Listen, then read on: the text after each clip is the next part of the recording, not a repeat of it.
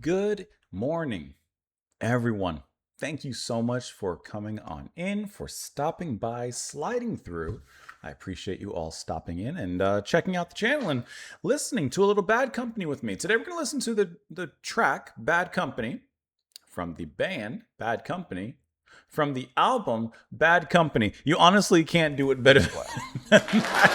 Okay, so I've never listened to a Bad Company song as far as I know. There's always a chance that, I could have listened to something from them in passing or something, but I've never actively, as far as I know, heard a Bad Company track.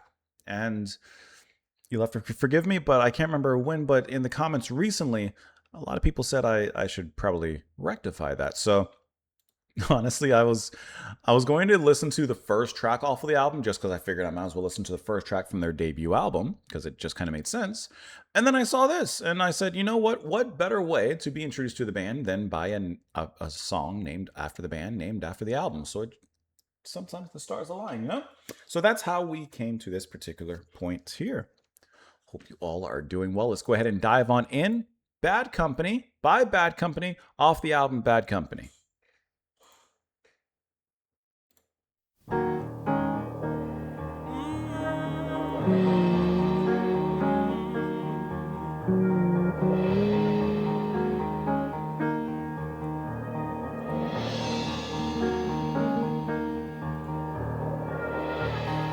Company, always on the run.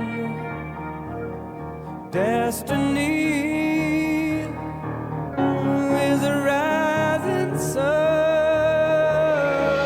Like the mystique of the piano being built up. Oh, I was born, six gun in my hand. Behind a gun, I make my final stand. Hey, that's why they call me Bad Company, and I can't deny. That's pretty good. Bad Company till the day I die. Till the day I die. Till the day I die. I like this kind of build up. Rebel souls, deserters we are called. Chose a gun and threw away the sword. Fantastic singing too. Great delivery. This track. Now these towns, they all know our name. Six gun sound is our claim to fame. I can hear him say, Bad Company, and I won't deny.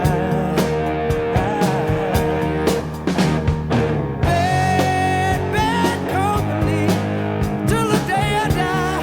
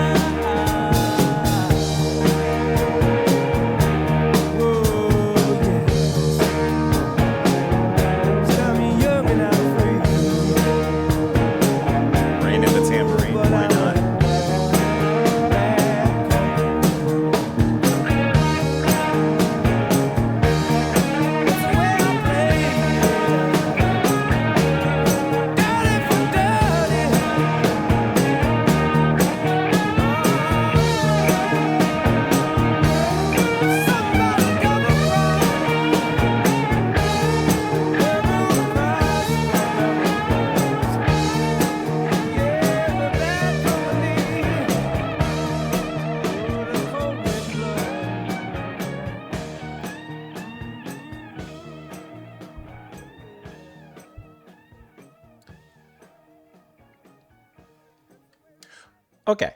So great introduction. Perfect choice. I don't know if there was a better introduction to the band than this one, but this tickled my fancy, got my attention, satisfied my yearnings. It has everything I want out of it.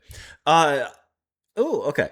So clearly a really cool Western vibe in this track, but I like how they're not going straight Western saloon gunslinging, meet me out at high noon. But I like how there's still that air within the music, especially, which to me is actually kind of interesting based off the piano playing, which on this track, it's going to be the piano by Paul Rogers, who's also handling the vocals. Fantastic vocals. We'll come back to that in a second. But I like how the piano is actually more of the focus during the verse and kind of building up that particular scene and ambience. Whereas in typical, spheres like this, you would have the guitar, which does that. Now, guitar playing is obviously a huge part of this track, but the verse is actually more carried by the melody of the piano, which I thought was really cool. And it's a small, contained, playing on the chords there, but catchy melody that the piano from Rogers is playing there. And I like how that's just a great foundation for the track to kind of build off of.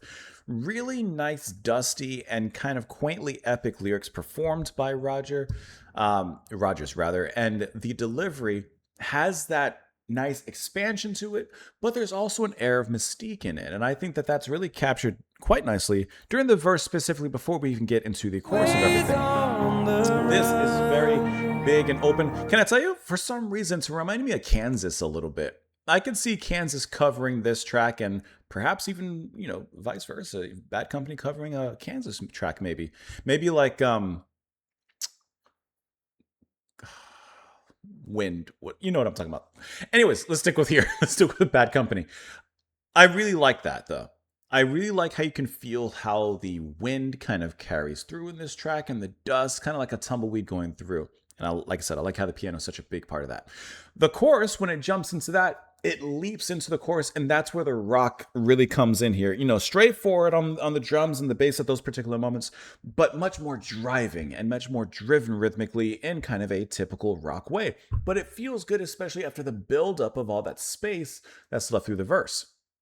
Then, eventually, we get to the solo where the guitar is really allowed to break out and perform a little bit. Guitar is going to be performed by Mick Rouse and has a great tone, a great direction in how he's playing along with the track. This isn't a blazing wall-to-wall, speed, fast, slaughtering kind of solo. This is a melodic and yet still driven solo that he performs. And the bass performed by Boz Burrell.